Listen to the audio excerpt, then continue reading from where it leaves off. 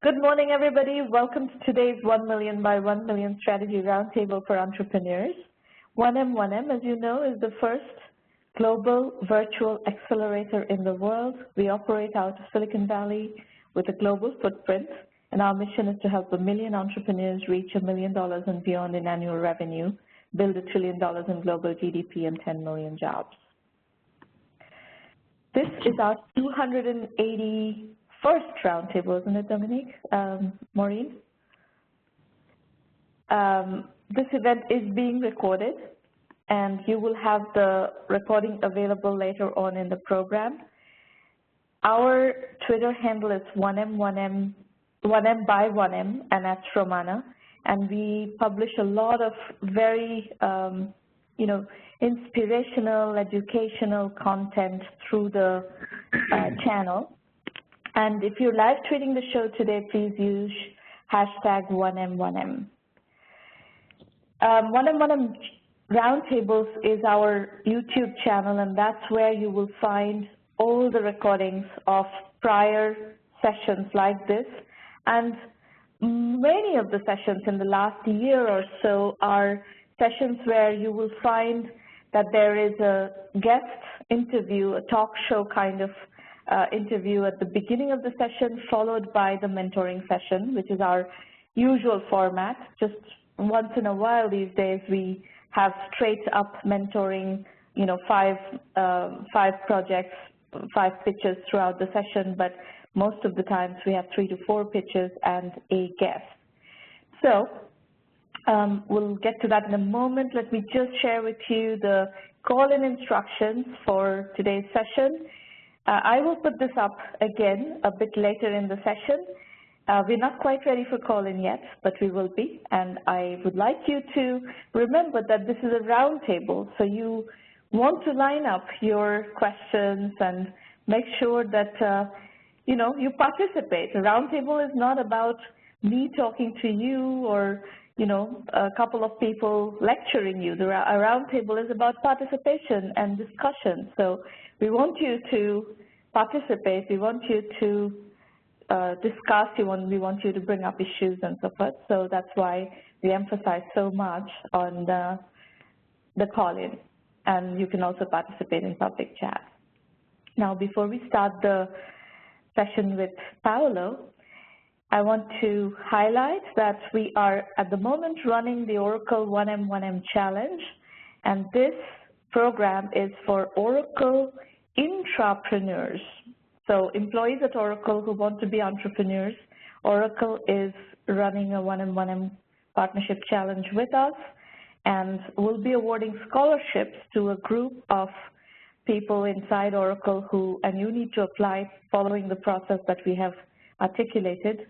And November 12th is your deadline for handing in the applications. You can already start to apply, and we request that you spend enough time at these roundtables, whether it's live or in the recordings, to get a real feel for the program and the nuances of what we do here, so that your application reflects that you understand what is it that you're going to be spending the next year on. So we look forward to your applications, and we look forward to having you in the program, working with you over the next year. And we're going to start today's session with Paulo Rosado, founder and CEO of OutSystems, joining us from Portugal. Paulo, would you please unmute your line? Hi, Romana. Welcome to the show, Paulo. It's great to have you here.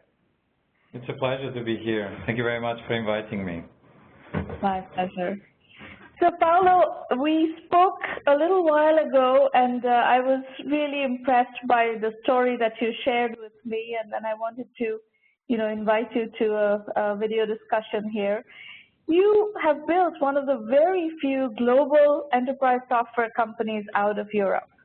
For whatever reason, Europe has not been a productive source of global software companies. Tell us what you do, what customers you sell to, etc. Well, we are in the business of application development. We have what today is called the Rapid Application Delivery Platform for the enterprise. And we sell into IT departments for very large-scale installations. We typically compete with normal application development processes, frameworks, and tools like Java development, .NET development. What we provide, and that's our fundamental source of growth today, is we enable an enterprise to deliver in about 16 weeks what otherwise would take them about 20 months. And so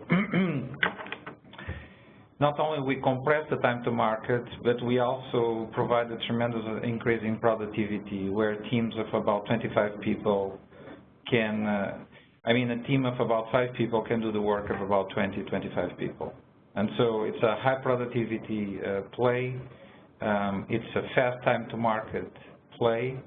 And more than that, the applications that are built using the OutSystems platform are evergreen, so they never become legacy. They're constantly ready and able to change very, very quickly. We end up by being used inside very large enterprises, actually, to address all application needs that the enterprise cannot purchase or rent out of the web. So what are some examples? Yeah, actually I have so many, I have such a wide list that I'm just going to pick some of them. So for instance, in companies that do credit, loan originations is a very, the workflows, the portals, the interactions, the journey with the customers are so innovative, so different from company to company. It's typically done, that's one big area for us. AXA, for instance, in UK, they completely redesign the journey of customers when they need to submit a claim using a combination of mobile applications, portals, and redesigning the workflows internally. Very fast project, all done on OutSystems. Georgia Tech has automated all the laboratory management and asset management. We have a company, for instance, one of the largest oil and gas storage companies in the world. They operate close to 80 terminals, and they're redesigning the full system of managing the oil tankers, the trucks, the grids, and the reservoir, the storage, the oil storage, using an OutSystems system. Just because there's nothing that they can buy. And it's very difficult to build that using traditional coding. And so those are just examples. I can give you another 2,000. So take us back to when you started. Our program is full of entrepreneurs who are very early stage, starting out, or are doing maybe a couple of $100,000 in revenue in some cases, maybe a couple of $1 million in revenue. But that, it's more the early part of your journey that I want to start with. How did you get this company off the ground from Portugal? How did the beginning of the story start? Well, so we first started with an idea, right? This notion that IT projects, IT software, or the software that you build inside the enterprises, and the processes that you use are fundamentally flawed. Most projects fail, they take too long. The applications that you build become legacy almost instantaneously. You cannot change them, they're always inadequate. And there is actually very bad karma between IT departments and the business users. They don't like each other. ITs don't like to be constantly reminded they are inadequate, that what they deliver is not enough. And business users actually like to have their problems solved. And so when we saw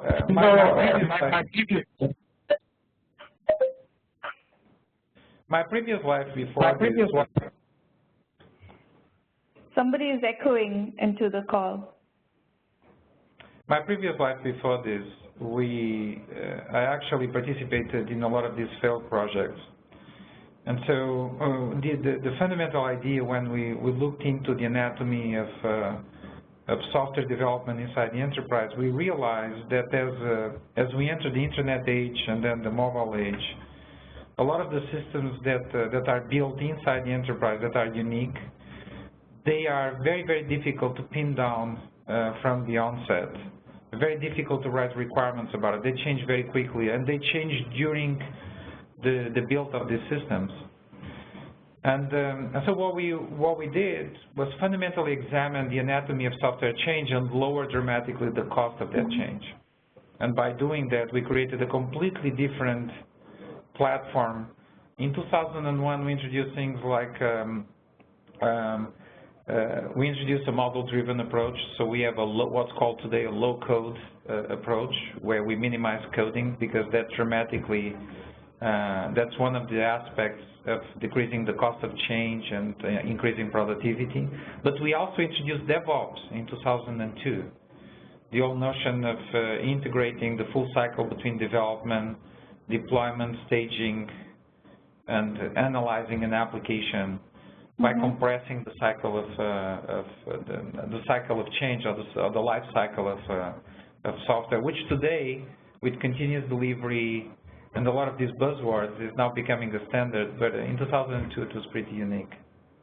So, but how did you, in 2001, 2002, when you were starting this company out of Portugal, you obviously needed some early adopter customers who understood your language, who understood what you were talking about, and so forth. How did you find those customers from Portugal? Well, we actually we wanted to build an international company from day one, and so our second customer was actually a Dutch customer, and our third was a Spanish customer. So we closed our first customer, and we built our product around these three marquee customers. We already knew more or less what we wanted to fix, what we wanted to solve. We just needed to understand exactly what was the minimum valuable product at the time. And basically that's what we did. Now, the way we acquired these customers is the very old way: connections, network, a lot of traveling, and actually just trust, building up trust with these guys during the process, to a point where when they looked into it, they saw that they could solve actually previously unsolved problems with the product. From that point on, we just took off. How many people, how many customers or prospects did you have to talk to find these three marquee customers, early adopter customers?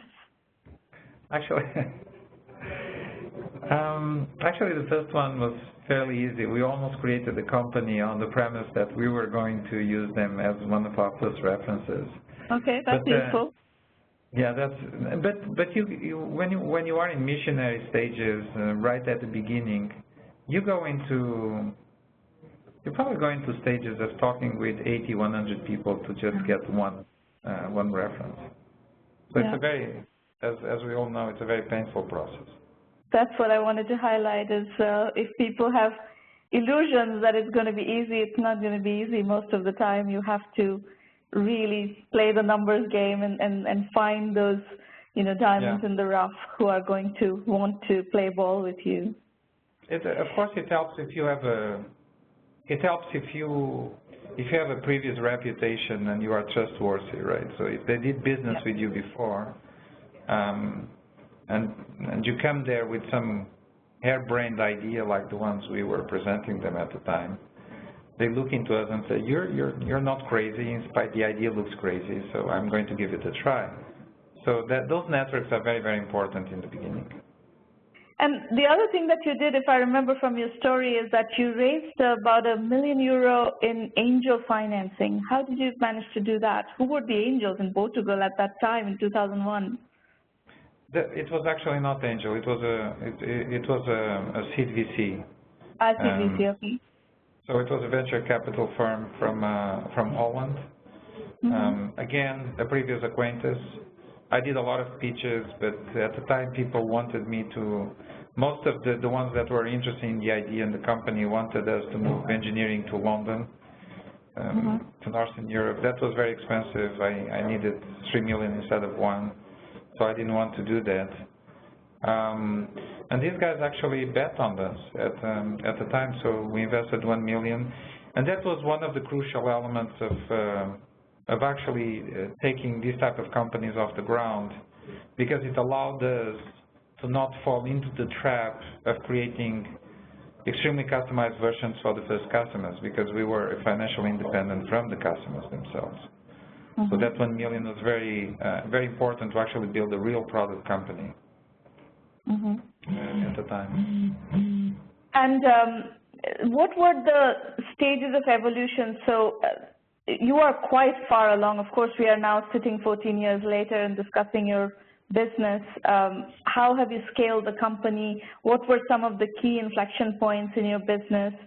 And it sounds like you, right from the beginning, you were working with not just Portuguese customers, but you were working with Dutch customers, Spanish customers, and so forth. But at what point did that become, a global business? What has been the strategy to acquire global customers, et cetera? So I think we've always been relatively opportunistic. I would like to say that we were very strategic, but we actually pinned down the Benelux as one of our fundamental growth areas. Okay. And of course, because of our networks, Portugal was also important. And then, of course, the United States, where we came relatively early in 2007. And from that point on, it was just a hard situation of building up references until we hit enough critical mass of those references where, through word of mouth, where we could put other type of mechanisms like partnerships. Partners are very important to us today, where we can build up an inbound marketing engine based on references and case studies and content. And then there were several inflection points, I would say. One of the inflection points was when we switched from a perpetual license model to a subscription model. Extremely painful. It took us 4 years to recover the revenue we had. Complicated process. Yeah, so we flattened our revenue for 4 years. That process was it's now fantastic, because we have almost no churn. We have a tremendous amount of subscription revenue, and so the company now is much easier to predict and manage. But at the time, it was very painful, and we only did it because we're very good with cash and cash management. We also had just received 7 million euro funding, which allowed us to stretch our working capital. So we managed. That was a very important time when we did something that was not obvious, but it was what ended up by creating a company that has a cloud financial model today. What were so the period where you were focusing on Benelux and Portugal, let's say maybe the early 3 or 4 years? Were you selling direct? I was, we're selling direct. We always had partners. Almost from the moment we acquired 2 or 3 customers in the country, we started having partners. Those partners then bring us leads, but our model with the new territory has been to, whenever we open up a particular country, we always set up what we call a minimal team or SWAT team, and there is a process that we follow up to this point. We try to acquire a series of references. Usually, the country already has some references before we enter. So sometimes we have a vertical play. It depends really on the country, and then we usually align 2 or 3 partners, and then we start working the territory. And from that point on, we start putting all our mechanisms of scale, and we just let the territory grow. There's not a lot of rocket science here. There's just a mixture of a lot of things we do. But the big takeout is that it's possible to actually scale products as complex as the OutSystems platform. The OutSystems platform is a tremendously complex product. It's a product that has a very simple value prop, but to do that simple value prop, it actually has a huge amount of functions. So our evaluation process, especially in Global 2000, is actually lengthy. It's we've been able to compress it to about 5 months, 4 to 5 months. Still, sometimes we have 25 people evaluating several portions of the product. It's very, very complete and very strategic type of beast that enters inside an organization. So people go through a lot of checklists to make sure that it does what it promises to do. So with that kind of a long sales cycle, what has been your funding strategy? You said you raised $1 million at the beginning from a seed fund. You raised a $7 million round somewhere in between. What have been the points at which you injected capital to manage that growth? We actually, you know what, we've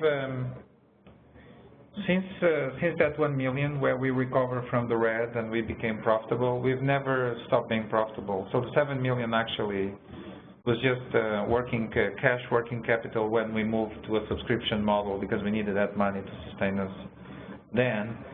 And what happened about 2-3 years ago was that we got a really big inflection point in the market where, because of mobile, these type of platforms, these rapid application delivery platforms became of the essence. Because mobile projects that involve mobile interfaces today need to be delivered in weeks. So suddenly something that was a nice to have for the web became a must-have when mobile entered. And that was the catalyst moment that has been sustaining now our hyper-growth.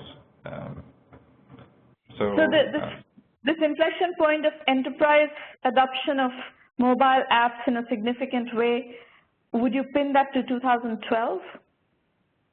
Yes, more or less 2012 to 2013. Yes, that's when the pressure of the business for IT to rebuild basically the journeys with the customers. That's what's happening. What happened with mobile is that suddenly there is a tremendous pressure, a wide pressure across almost every industry to go and redesign the engagement process with customers and partners based on digital systems. Even companies that were fairly conservative are now realizing they need to deploy 50 mobile apps and redesign the 7 or 8 portals they have today. And so that process of redesign no longer they can no longer do it in 2 years projects. So the projects are compressed to weeks. There are many. Everyone is trying to do it. And the skill set problem is tremendous with mobile. No one understands all the skills that are now coming to be able to build these full stack apps. And so OutSystems then comes to, it's a great opportunity for us because we do all of that, but we do it with the people that you have. You don't need to hire new people. And we do it with 5 to 7 to sometimes 10 times productivity factors in terms of time to market and number of people. So, yeah. And what is the competition? How do you position, how do you differentiate, and how do you win these Global 2000 accounts? Is there a U.S. competitor? How do you compete in these deals? Yeah, well, a lot of competition is actually status quo. So we have a lot of competition from traditional frameworks, coding languages. And our advantage here is when we actually need to deliver on time, we do it high quality, then there is really no alternative.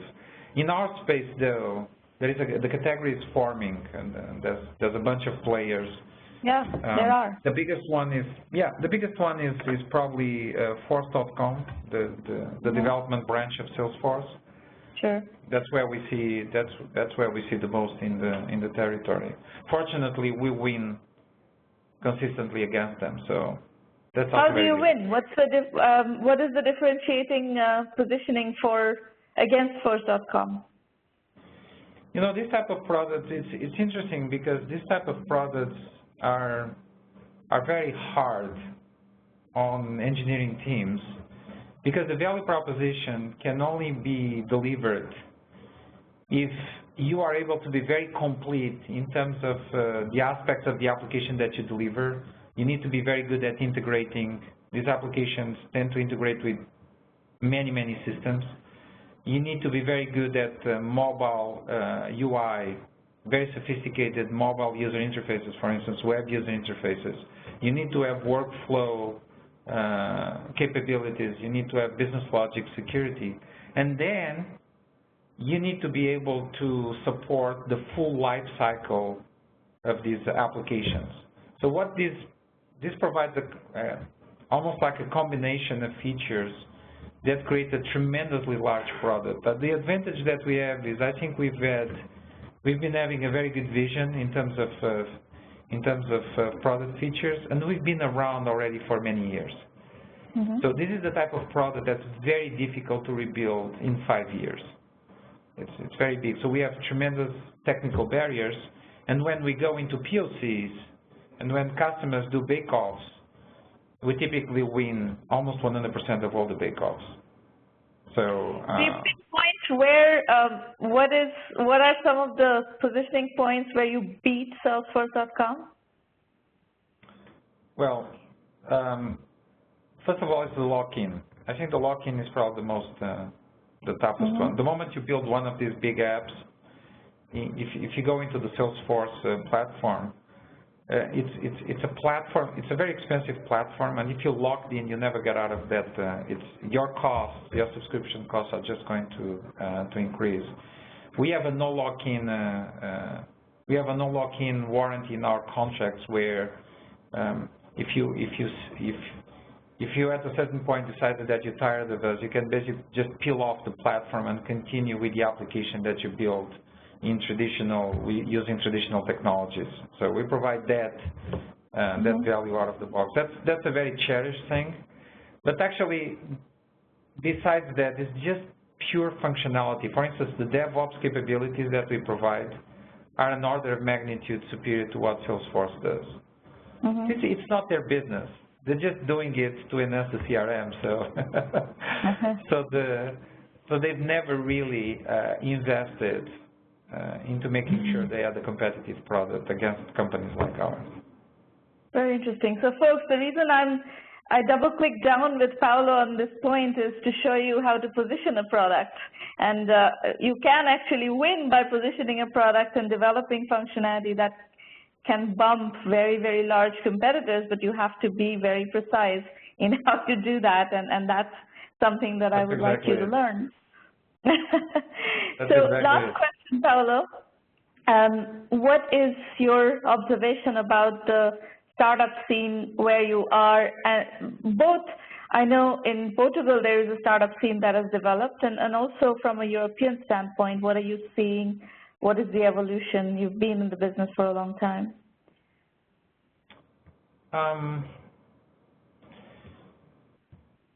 think the Europeans, the Europeans have a traditional, a fundamental way of looking into new businesses that's very different from the U.S. mentality.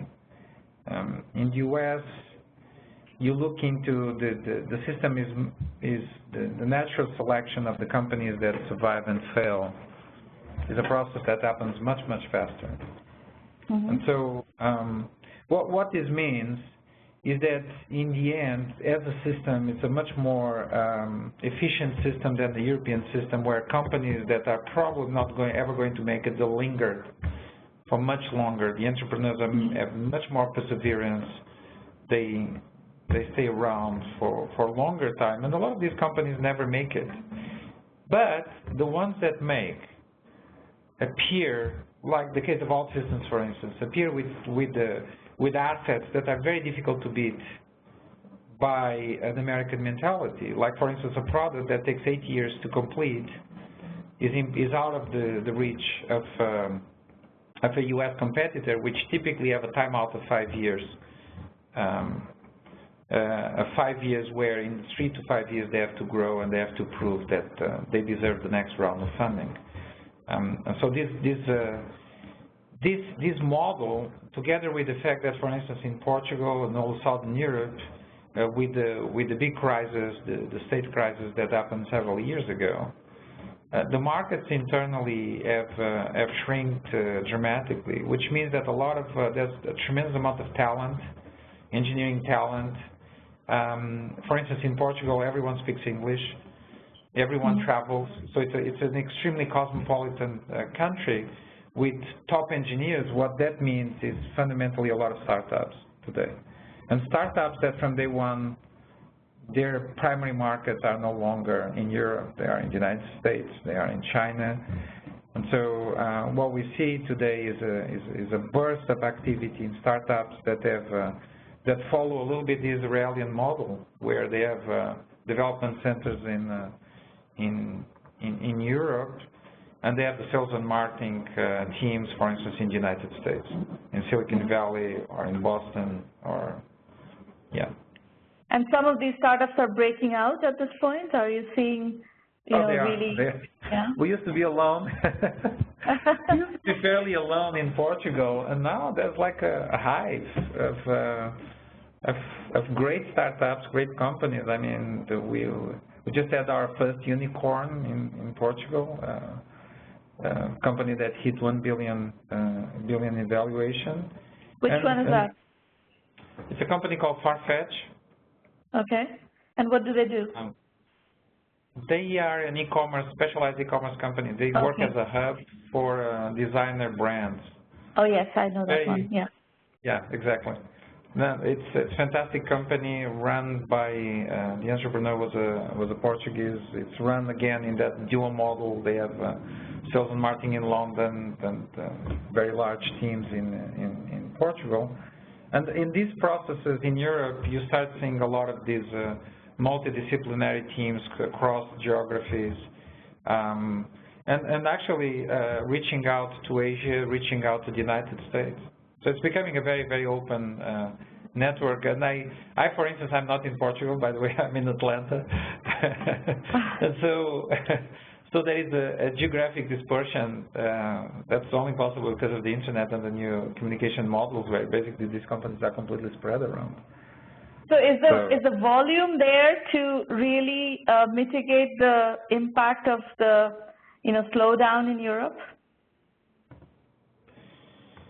I think in general, Europe cannot be seen as one country, right? There's slowdown in some countries, and I can talk a little bit. I can speak, for instance, for Southern Europe in terms of what it has done to exports, for instance, where since the crisis, exports have increased several-fold, and so the economy now, instead of being, for instance, in Portugal, instead of being fueled by internal consumption, is actually fueled by these fantastic export-ridden companies. And these are companies that are becoming big. So they used to be mid-sized, now they're becoming bigger and bigger. And they have one trait among all of them, which is high-quality products. And so, and quality today, if you want to survive, is what it makes you grow. It's the fundamental ingredient for growth. If you don't, it's the minimal thing you have to have. If you don't have quality, typically you get killed in external markets. So I think we have a hive there, definitely, and almost everywhere. Good. Well, on that note, thank you for being here, Paulo. We'll have you back sometime, and good luck with growing OutSystems. And thank you very much. It was a pleasure. Thanks. Okay, folks, we're going to start the entrepreneur pitch session. I want to set some expectations before we go into your pitches. To all of you who are going to be presenting today, know that we are on your side. We are here because we support entrepreneurs. We work on behalf of the entrepreneurs. So we want you to succeed, and we'll do everything we can to help you move the needle. We know you're doing the best, but for most first-time entrepreneurs, there's a very steep learning curve. And we happen to be doing this for a long time, so we have knowledge and experience which we want to kind of put to work so that you can do what you are doing better, faster, more efficiently, hopefully cheaper. And all of you will have a lot of challenges ahead of you, but you have potential to succeed and you're going to have to navigate. And our job here is to help you navigate without falling into the common, ditches, basically. There are a lot of common startup failure reasons, and we want you to avoid those, and to the extent we can, we want to contribute to your journey in helping you avoid those. It is very possible that you may disagree with my feedback today. Don't feel bad about it. You can take the feedback, go back and think about it, and decide, whether you want to take my input, my advice, or not. And that's really up to you. You have to use your judgment. Remember one thing, not all businesses can raise money. Not all businesses should raise money. And raising money does not guarantee success. Our philosophy is entrepreneurship equals customers, revenues, and profits. Financing is optional. Exit is optional. If you do raise financing, then your investors will expect a return on investment, which is typically delivered through either exits or dividends, but all that is, in the optional bucket of building a business. Customers are not optional. That's the one thing you have to be very, very diligent about. So we are here. This is a working session. We are here to work on your business. I'm sure you're finding building a business hard. If you're not, I would question what you're doing, because it is hard to build a business, especially in the beginning. Those who are not pitching, please participate in public chat, ask questions, comments, whatever. Bring up issues that you want to discuss. Asking good questions is how you learn. This is a roundtable. We want you to participate. And it is a working session, so we want you to also be part of that working session. Okay, we're going to start with Gino Korean. Gino, if you could please unmute your line and tell us what you're working on. Yeah, very good morning. Good morning, Gino. Yeah, my name is Gino, connecting from Bangalore, India. Okay. Okay, we have a startup company called the Hunt Place. Basically, we are working on the passenger cars after sales service, how to get it easy service to the passenger car customers. This is the platform we are working on. And the founders are, one is myself, and I have 10 years of experience in automobile industry in India. And my partner is Mr. Ranjit. He got around 10 years of experience in software development. Again, he works in India, in Bangalore. So about our project, our background of our project is, the passenger cars, once it is being sold from the authorized dealers in India, usually they connect with the authorized dealer only for doing the after-sales service. That means the car maintenance for any type of maintenance like body repair or any complaints or scheduled maintenance.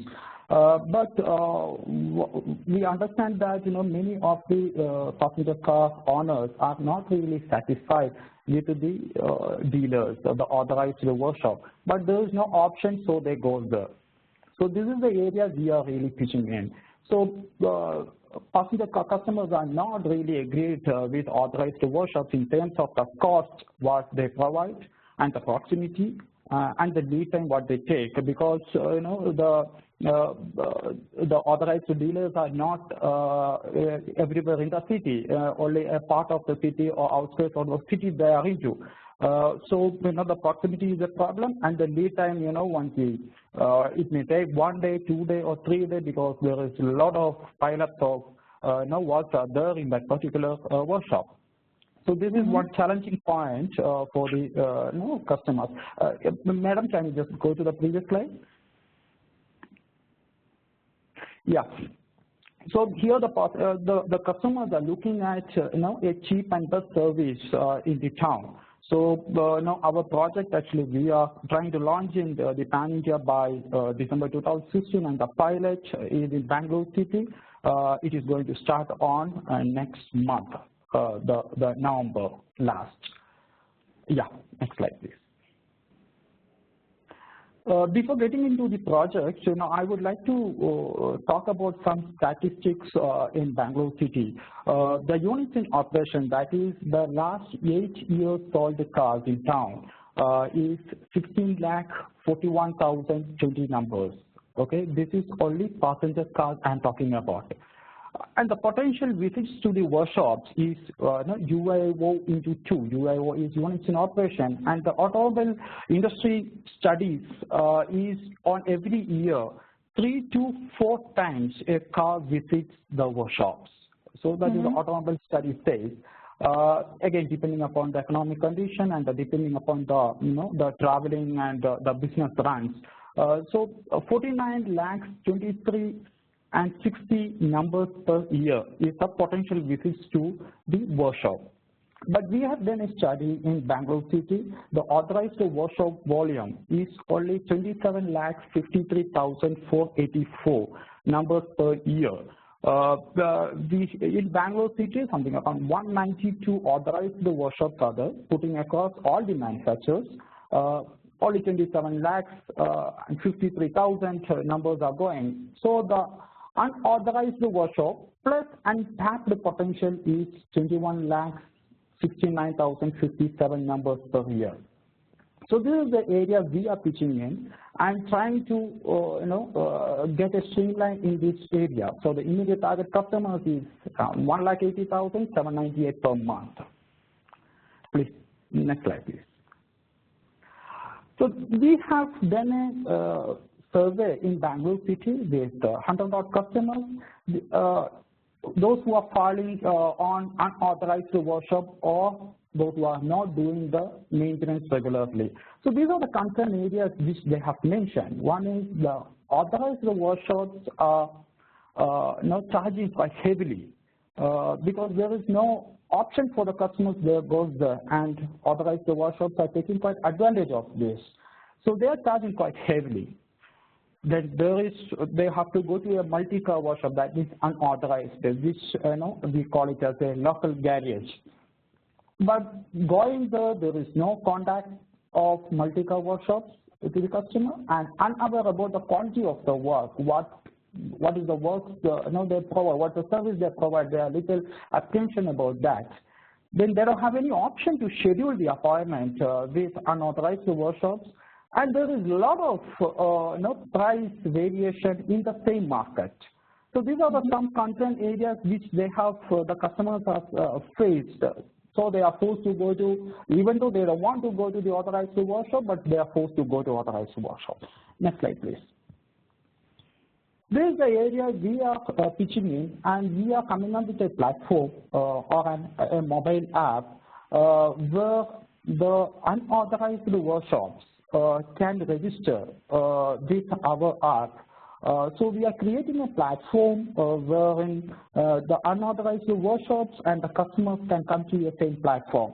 So the customers can select, periodic maintenance or repair work or body and paint work or value-added service, any washing or cleaning, all these works, they can select it and they can just search about the workshops nearby. So the content what they have mentioned in the previous slide, we are addressing all this content here. I have rounded things in the red color. The kilometers where these workshops are to the customer's distance, the amount what they are, the price what they are quoting for that particular service, and the star rating. Maybe the previous customers have been rated. The star ratings are there. Again, they can book the service there itself. So the message will go to the workshop, and the workshop people can contact the customer and they can deal it. So this is the revenue model we are looking at this particular project. There are the 2 revenue models we are looking at present. One is from the workshop side. So per lead, we are talking about 250 rupees. That means approximately $3.8 US dollars. And from the customer side, there is another challenge or another concern from the customer is most of the Bangalore customers are employee category. So they don't have time to spend in the workshop, or they don't want to take the car to the workshop and spend a full day for that. So they want a pickup from the place, from the residence or the some office, and drop it in the workshop, and pick up from the workshop and drop it in the place. So if customers are going with that option, we are again charging 250 rupees to the customer. That means $3.8 approximately. So this is the revenue model we are looking at. Yeah.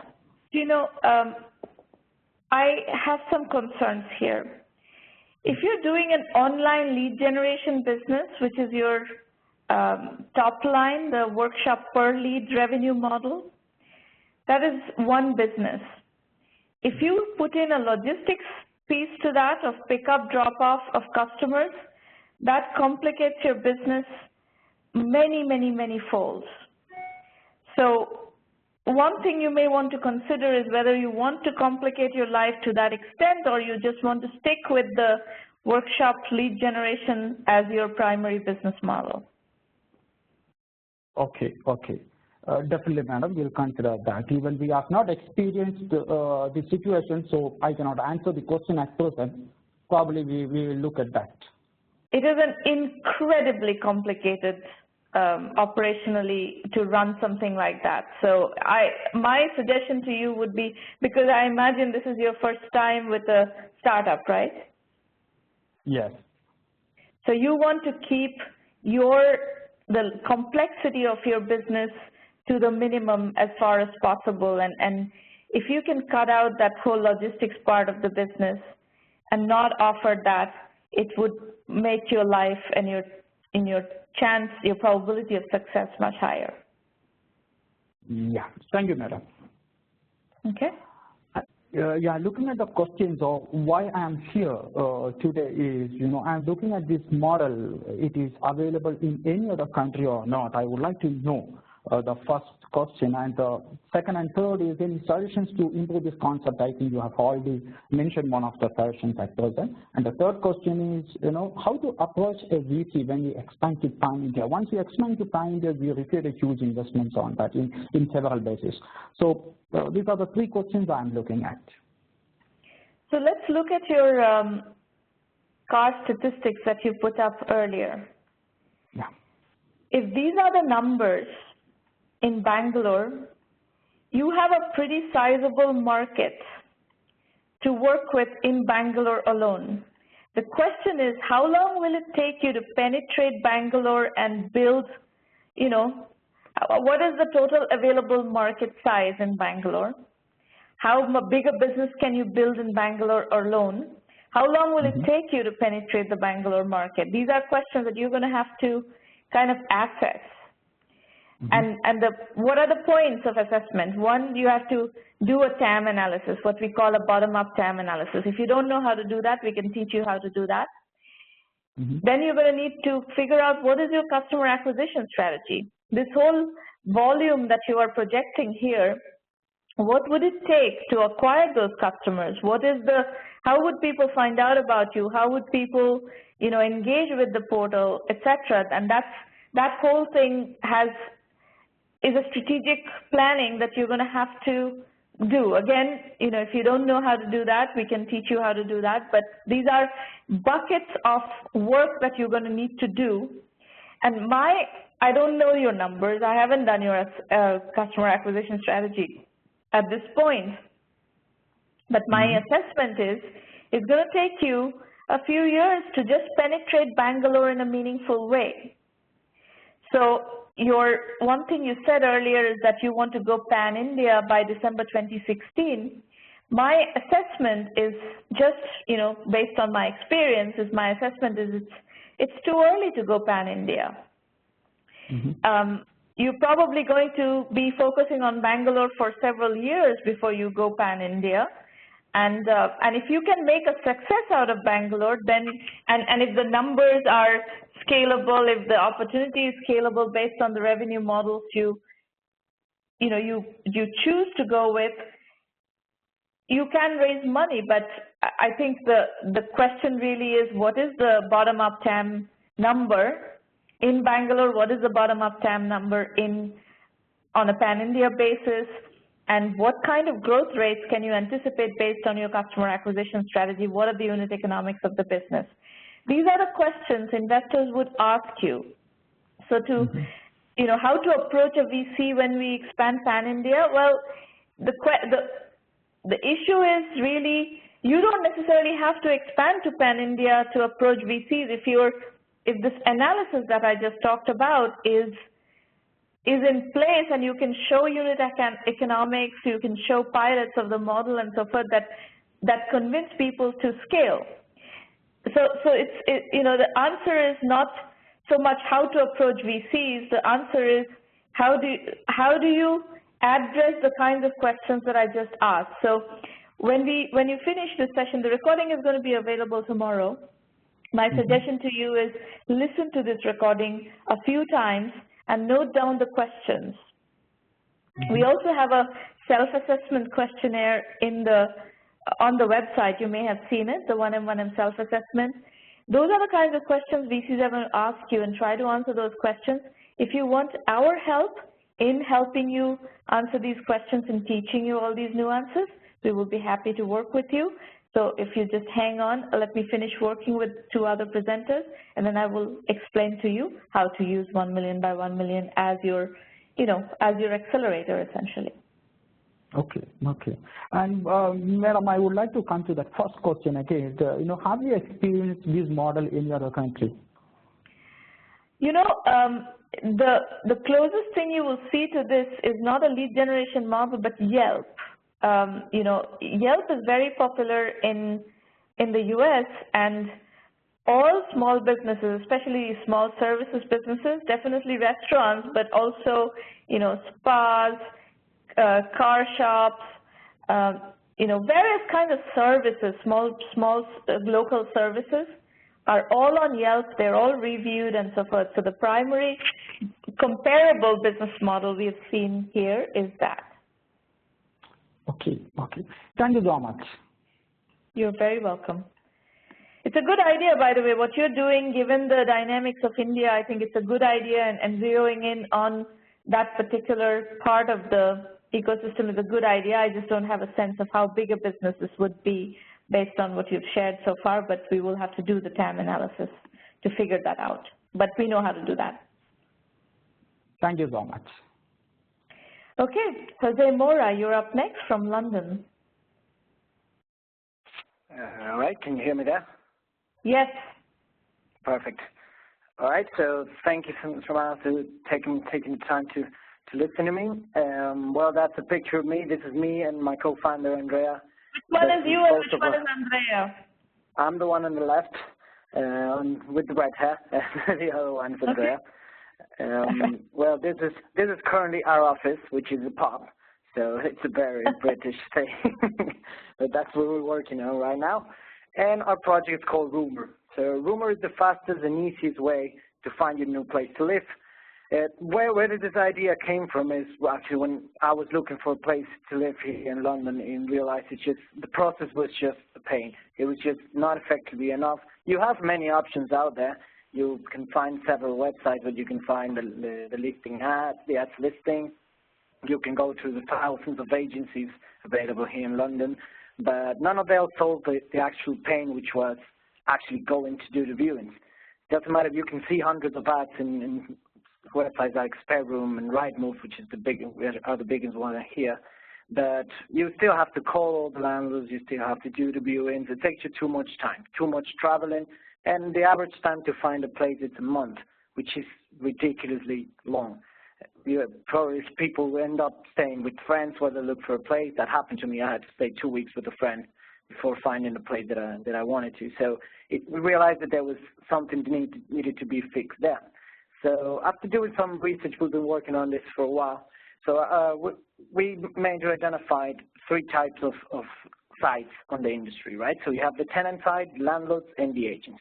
We began with the tenants, of course. That's where our main problem came from, and that's what we experienced first. So finding a new place in a big city just takes too much time.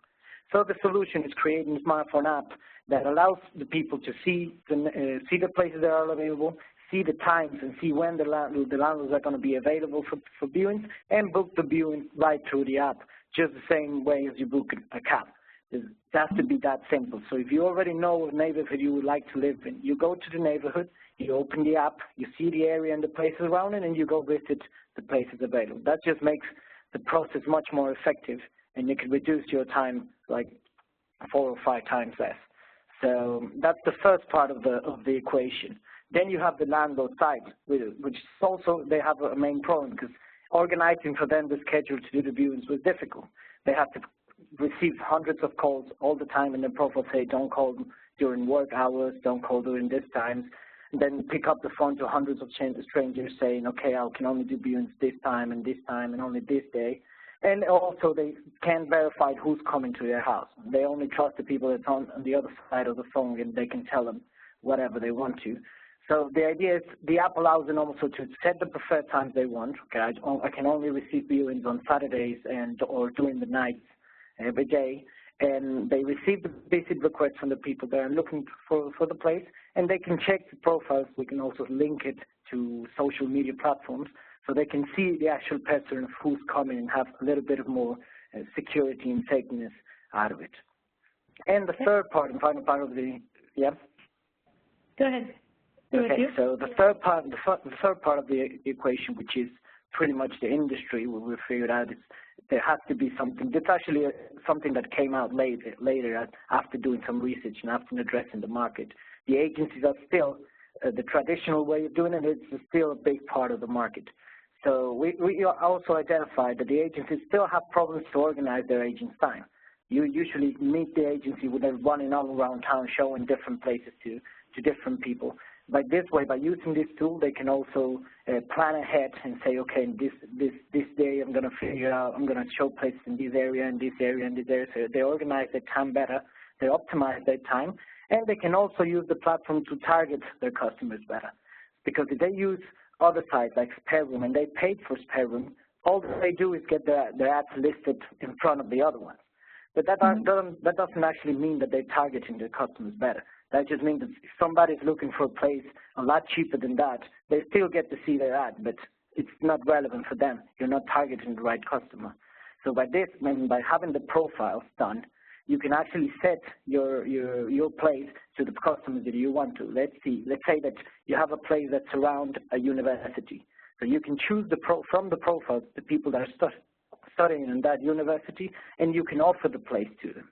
So it provides a better platform, a much more efficient platform, that when you pay, you can use the free version as the other one, but when you pay, you can actually access and you can actually target your customers better. All right, next slide, please. So referring to the market itself, the market, this is only London that we're considering.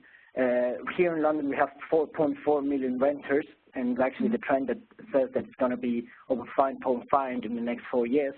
It's more than 900,000 houses that have been rented by now. It's 50,000 private landlords, besides all the 1,200 agencies that are in London.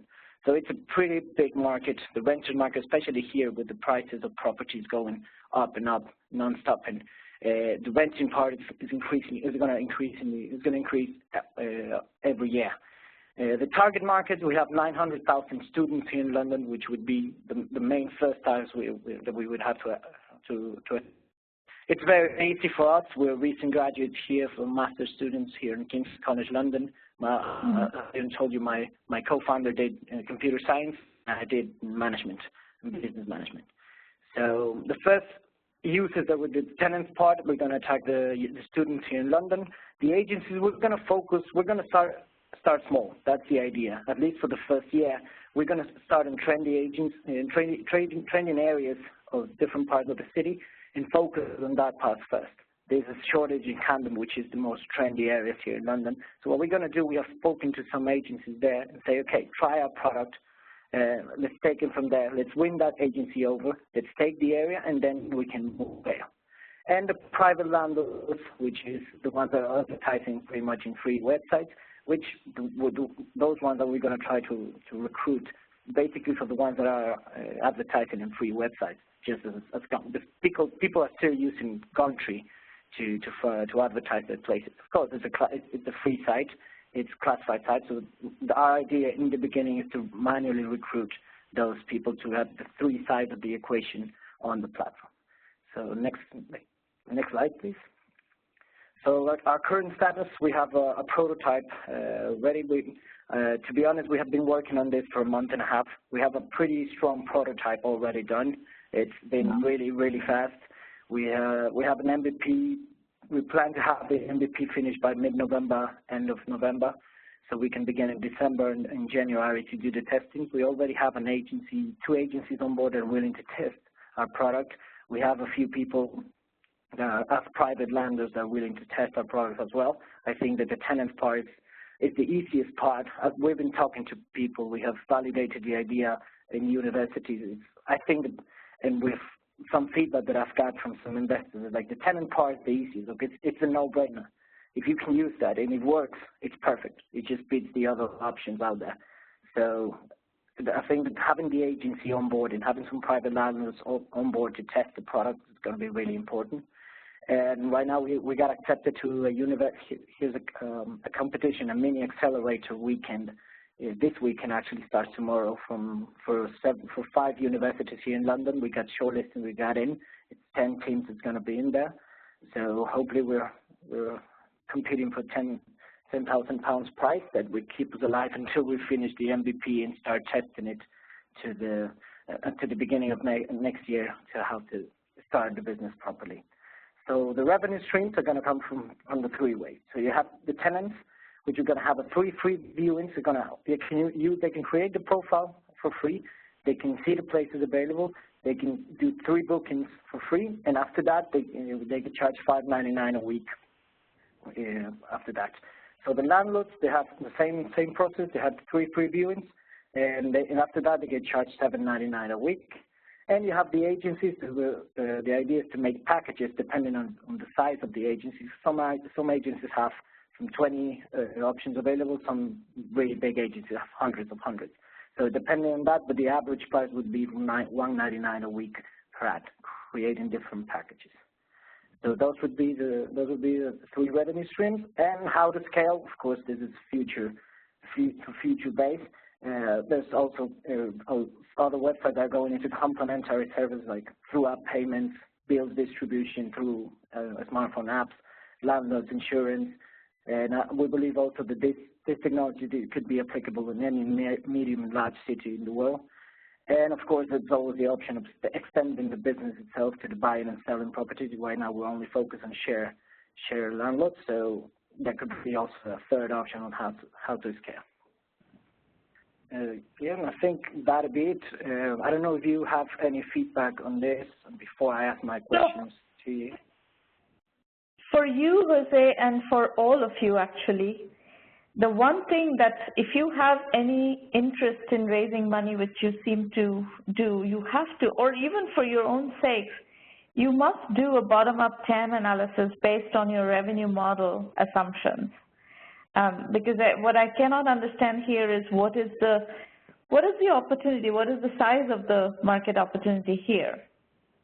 And you need to know that. You need to understand that yourself.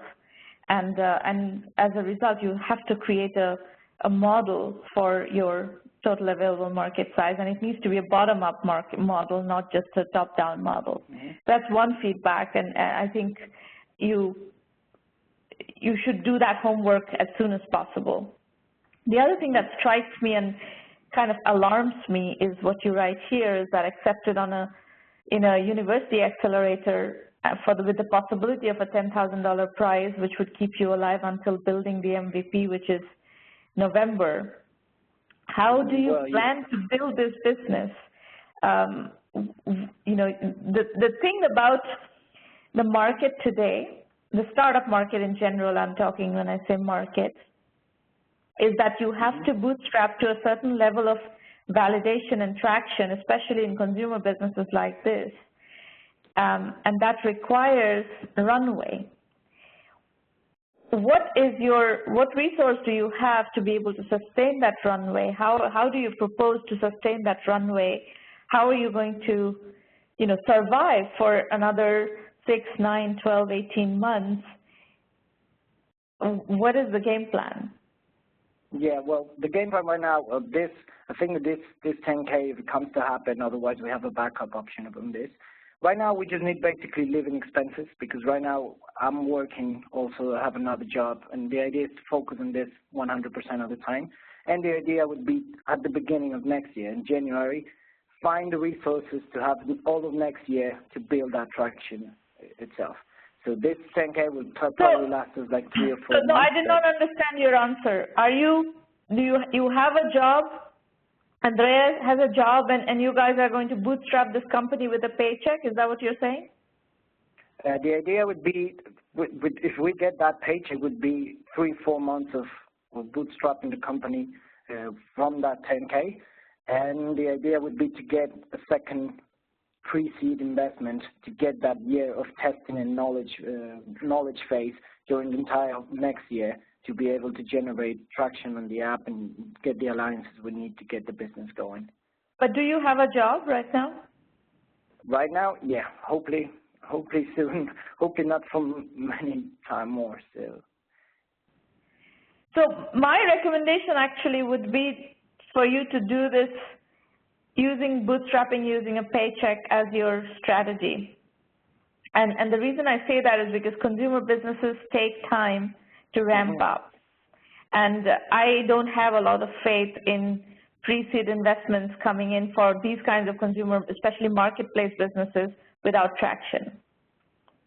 So my feedback to you is a caution that do not quit your job assuming that you're going to get pre-seed investment. If you can, hold on to your jobs and do this kind of on the side to get this going up to a point where you start seeing some validation, some traction, with which perhaps you can raise investment, but don't just quit everything, quit your job and everything, assuming that pre-seed investment is going to be easy to get. That's great. Would you feel maybe an incubator could be a good option? No, because most incubators, we don't operate like that, but most incubators do 3 months, do 3-month programs, and they give you very little money. Yeah, but it could help speed up that process of getting traction, I think. Would you I don't think so. Incubators don't no? create traction. Customers create traction. That's basically on the knowledge. Okay. Yeah, that makes sense. Yeah, I think the problem with incubators, these 3-month incubation programs, especially for businesses like yours, is that it's not enough time to get market traction, and you give up a lot of equity, which for very little money, and I think it's a very bad deal. That's just my opinion on most of these 3-month incubators. Yeah, it makes complete sense. Yeah, well, that was our plan, to see how far can we go until we actually can start living out of this. But yeah, we have to generate that traction. I have plans of staying on my job as long as I have to until this thing can actually get started. That's the plan. Hopefully, yeah, so if you're looking for knowledge of how to do this right, that you can get from 1 million by 1 million, and for that you don't have to give up your job. That's the other problem with these 3-month incubators, is that they require that you quit your job and join an incubator. I don't believe in that. I want you to have your paycheck so that you can have runway. You can do 1 million by 1 million on the side to get the knowledge and have a chance at making this thing go. Because if you run out of money, the story is over. Yeah, that's it. Okay, so we can talk more about. I'll spend more time explaining to you how to use the program. Let me work with Dori next, that's and just hang on for a moment. Okay, thank you very much for your help. You're welcome. Dori, you're up next. Yeah, hi. Do you hear me? Yes. Did I say your name right? Dori? Yes. Dori. Okay. Go ahead. So I'm Dori from Smart Cuisine, doing the business development, and I'm talking from Belgium, Europe. Next slide, please. So basically in Smart Cuisine, we develop a digital scale pad sensor for remote inventory monitoring. So basically, as you can see in the slide, you have the pad, and you can put on the pad whatever food or beverage you want. We give some examples like your favorite cereal, breakfast cereal or milk. And when you are running low, you can get an alert in any smart device, iPhone, tablet, iPad. We are targeting the B2B and B2 consumers and businesses. We want to have an affordable, easy to use, where barcode is not required, something that just does the job. You can get a trend chart, consumption trend chart, and of course the sensors are fully integrated and transparent. Next slide, please. So let's start with the business.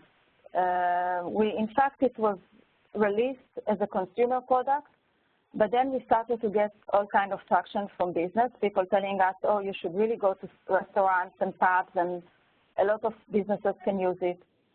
And in fact, as you can see in the slide, we have advanced discussions with the company that manufactures such a big barrel of for beer, and they want to monitor when it is running low. And today, as we see it for businesses, how do you monitor something without a barcode? And especially for small and medium-sized businesses, you operate on a very tight human resources, but you want to keep the stock full.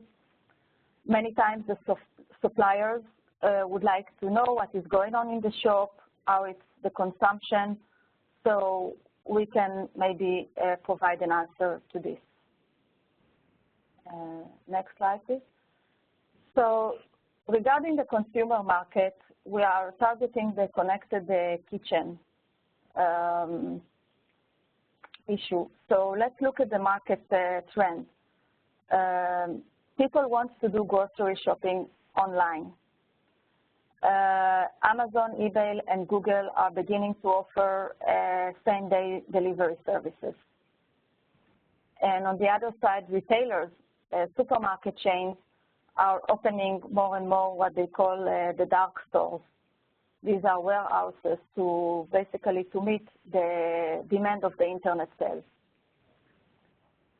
So basically, we have high demand from consumers and businesses for digital retail solutions. And we, as Smart Cuisine, is entering this market environment with a product that is appealing to almost every household. Next slide, please. What is happening today in the home, if we look at it, there is no affordable or easy method to monitor the home inventory, either your cupboard, pantry, or the fridge. And technological solutions to be able to do grocery shopping remote and online are missing. Some companies, let's not say names, are, for example, releasing the new fridge with a wide-angle camera. But this is just is working only for the high-end, like $4,000 fridge, and there is no solution for retrofits. Another problem that we see in the home that consumers use up to 5 different supermarkets to find the brands that they like. Consumers do want to have brand loyalty on their favorite items. So basically, everything that is related to the kitchen management is inefficient and time-consuming. Next slide, please. So this is our solution in more detail for the home. We will have, as you can see on the top, you will have the integrated, we will integrate the scale sensors in the shelf. So it will be transparent to the user. And once you are running low of something, you will, of any product that you have at home, you will get an alert on your mobile device. And you can open a point of sale application, and you can either order it online, arrange a shop pickup in the shop, or home delivery. Basically, it's an easy method to enable the digital retail. Next slide, please. Regarding the penetration and selling model, we see that the single sensor pad, we see it as a teaser. something that we want to use to generate attraction for the users. And we would like to penetrate through, if you see at the table, in the table, through companies, maybe Kellogg's, Barilla, Coca-Cola, where they will provide this the single pad sensor, and together with bundle it with some other products, so the consumer will receive a discounted price. And basically the shelf, which has multiple, like 6, 7, 8 sensors, obviously putting many sensors on one shelf doesn't cost too much money, but you can charge up to $100. We didn't decide completely the price, and this is a higher value and a profitable product. We can also penetrate the market through a point-of-sale application platform. If we can we find someone, these are for consumers that already use internet shopping, and they can offer such a product to them to provide an added value. I have some feedback for you. I think I understand what you're trying to do. Yes. You cannot build a B2C and a B2B business in one little company. You have to pick what is your go-to-market strategy and what is the business you're going to build. And based on what I've heard so far, I would say your chances of being able to do something interesting and viable is more in B2B than B2C. Because this product, if you stick it into my kitchen, I don't even have things labeled. How is the product going to figure out what is running low? It's in the application. When you put it, you write the product name, and then you know what. I don't think you can. It's too much overhead to make it even a little bit productive for me to be interested in buying this product as a consumer. So my sense is that you're going to have a lot of problems with adoption on the B2C side, whereas on the B2B retail side, this could be very useful for retailers. So if I were you, I would take the product and really focus on understanding how to make it useful for retailers in managing their inventory, replenishing their inventory, and so forth. Yes. So I would drop the idea of going B2C at all. For the B2C, we are targeting, we thought about the millennials because they are more technology savvy. No, it's not a question of millennials or technology savvy. You cannot build two businesses like this in one little startup. I understand. Yes. So, however, with B2B, if you can really understand, go talk to some retailers and really try to understand where, how you can make this effective and useful, what are the use cases, what are the killer use cases that would get them to pay, and I think you can, you can make something happen on the B2B side. I don't buy the B2C value proposition, and it's going to be an incredibly cumbersome go-to-market strategy. I don't see the killer app yet. Mm-hmm. And okay. I don't think you can fund this without some, without a validated go-to-market strategy. So again, back to it, if you want investment, there's a whole lot of things. You need market sizing, you need to understand what is the go-to-market strategy, what is the customer acquisition strategy, what is the cost of customer acquisition, what is the market size, etc. And none of that exists right now in this presentation. Yes. Okay. So that's my feedback, and good luck. It's an interesting concept, but going from that concept to a viable business strategy, a viable go-to-market strategy, still you have a lot missing in between. Okay. Thank you. All right. So folks, if you like what we are doing here, our humble request is to refer 1 million by 1 million to 10 serious entrepreneurs in your network, friends, family members, colleagues, classmates, whoever is doing a startup, and many of your acquaintances and friends and family are doing startups these days, I'm sure. Let people know that they can come and get help here. And please note, we are only interested in serious entrepreneurs who recognize the fact that it takes a long time and a lot of work to build businesses. It's not a fly-by-night, overnight kind of business. Now, in terms of 1M resources, everything is at 1mby1m.com. We have a very effective and highly leverageable blog where you can learn from successful entrepreneurs on a regular basis. If you just follow the blog, you'll learn a lot of inspiration, a lot of education, a lot of insight. The Entrepreneur Journeys book series is 12 volumes of case study-based books which double-click down on specific topics. I mentioned today several times bootstrapping with a paycheck. Now, this is an important, very, very important strategy for bootstrapping, especially where seed funding, pre-seed funding is not easy to get, and which is most cases. Our research shows that companies that have been started in this mode, bootstrapping with a paycheck, statistically have been more successful because you don't run out of cash. You have a paycheck that is giving you the resources to pay the bills while you're, validating your concept and getting your project to the next level. And as a result, we have designed 1 million by 1 million to be able to work with bootstrapping with a paycheck entrepreneurs. We do not require that you quit your job and join the accelerator. Pretty much every other incubator or accelerator will demand that you quit your job to take advantage of the acceleration services. We do not.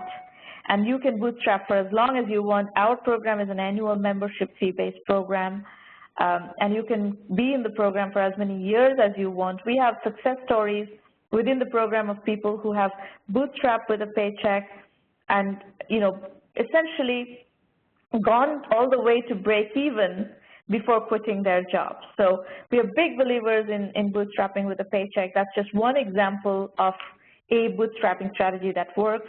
Bootstrapping using services also works well. But we are very, very mindful of the fact that you will need to bootstrap to a level of validation, a level of traction before you should assume that you can raise funding, because the investors are looking for validated businesses with some traction.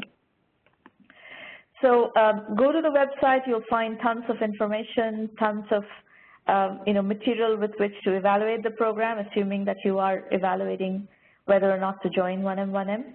These roundtables happen every week, the free versions like this.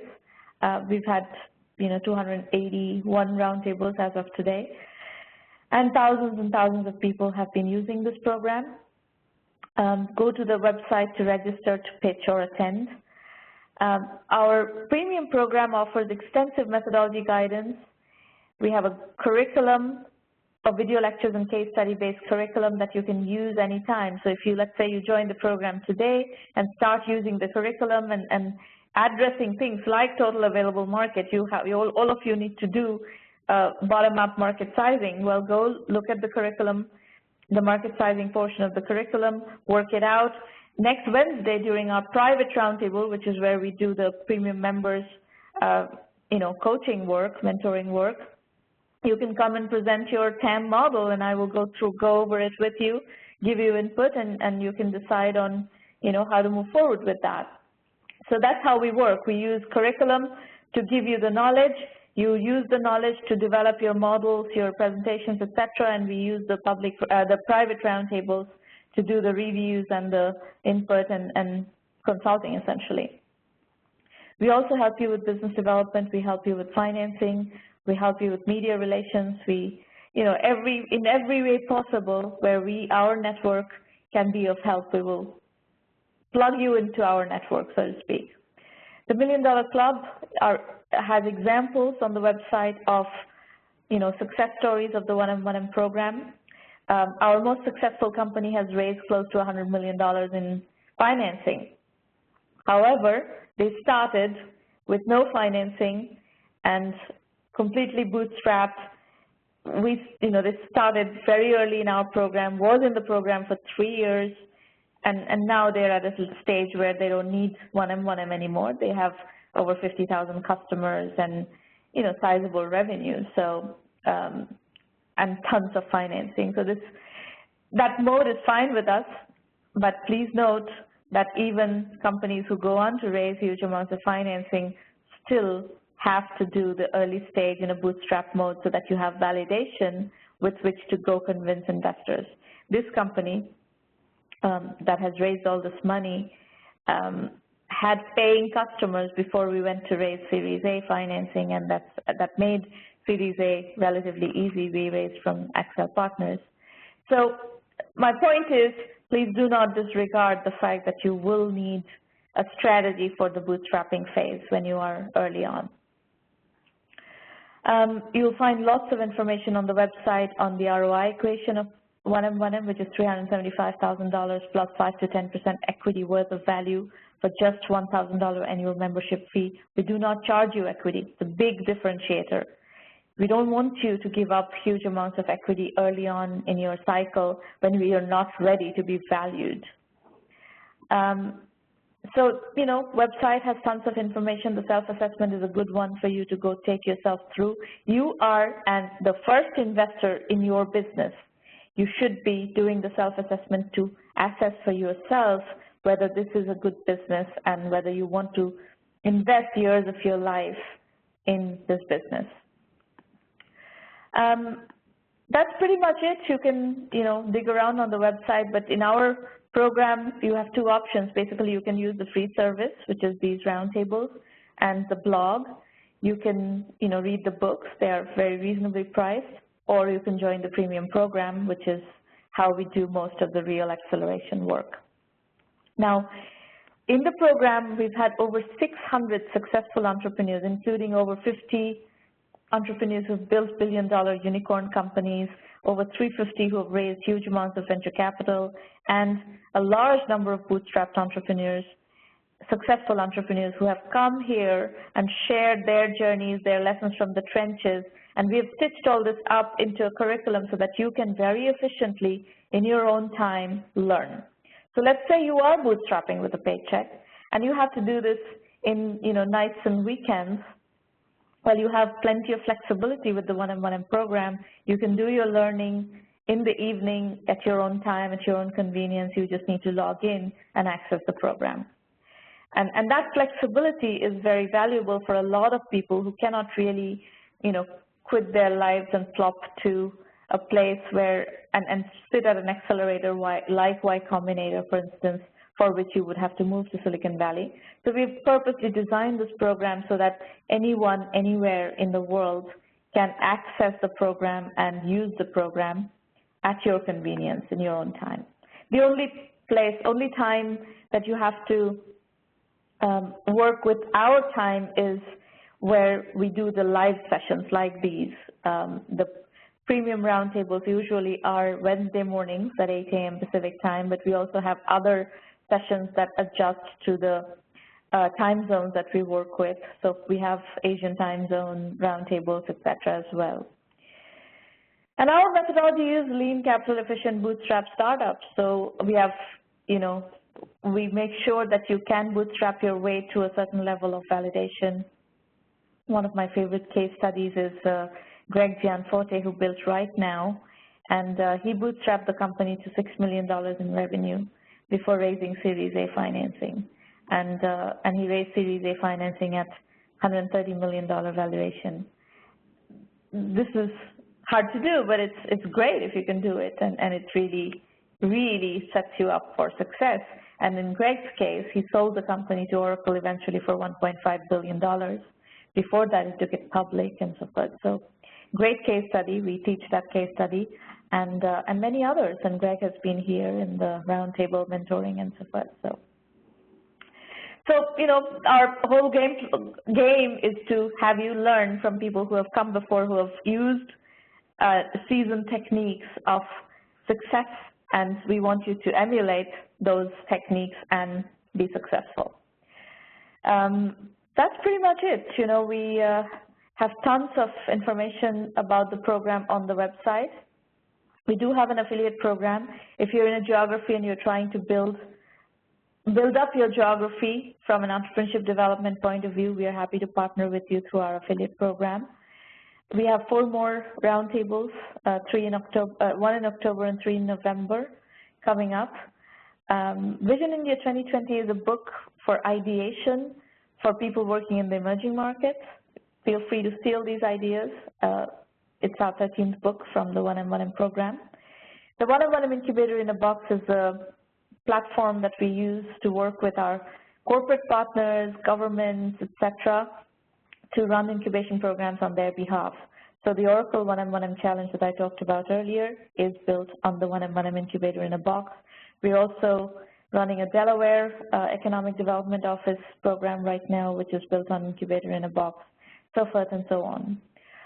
The recent books from the Entrepreneur Journey series are $1 Billion Unicorns, Carnival in the Cloud, Bootstrapping with a Paycheck, From E-Commerce to Web 3.0. And that's it.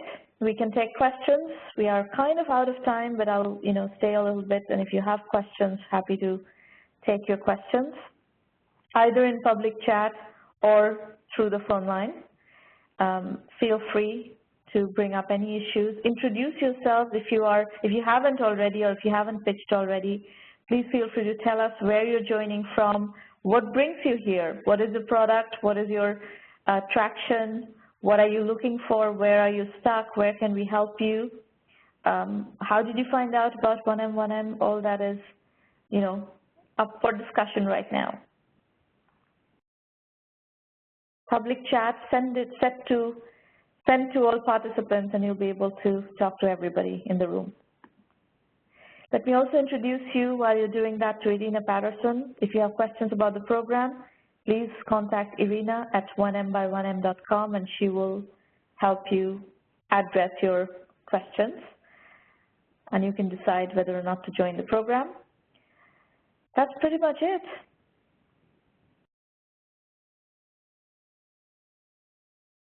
No questions, folks?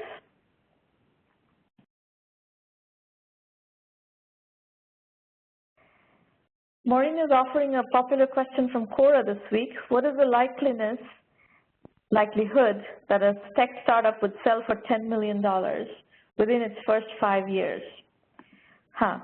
Okay, well, let me see what I answered. So here, the elaboration on the question is, I'm being too optimistic with my first startup. Please give this naive young entrepreneur, me, a good piece of reality. I want the cold, hard truth. So I answered this person by saying, if you can bootstrap, say, a SaaS business to 2 to 3 million in revenue, you may be able to get to a $10 million exit in 5 years. The most important question is, how do you get to that revenue number? Of course, getting to the revenue number may not mean you will get to the exit, but at least that gives you a shot. It's a good question, and I think it's a down-to-earth answer. All right, folks, if you don't have any further questions, we're going to adjourn. We're already 3 minutes over time, so I don't want to keep you much longer. Please feel free to register for the next roundtable if you want to pitch and if you want to discuss your project. And meanwhile, if you are contemplating joining the program, talk to Irina and get your questions answered.